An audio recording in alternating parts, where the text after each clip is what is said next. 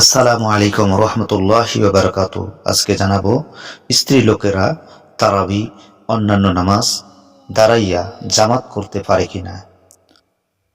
ফরজ, ওয়াজিব ও ফজরের সুন্নত দাঁড়াইয়া পড়তে হবে, তারাবি দাঁড়াইয়া পড়তে হবে।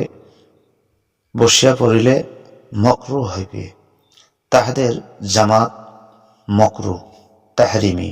ফতোয়া শামী প্রথম খণ্ড 414 পৃষ্ঠা এবং 528 পৃষ্ঠা।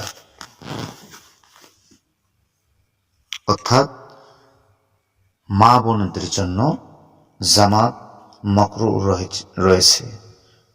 তারা এমনি সম্মিলিতভাবে যারা অজানা ব্যক্তি জানা ব্যক্তির পাশে দাঁড়িয়ে পড়তে পারবে।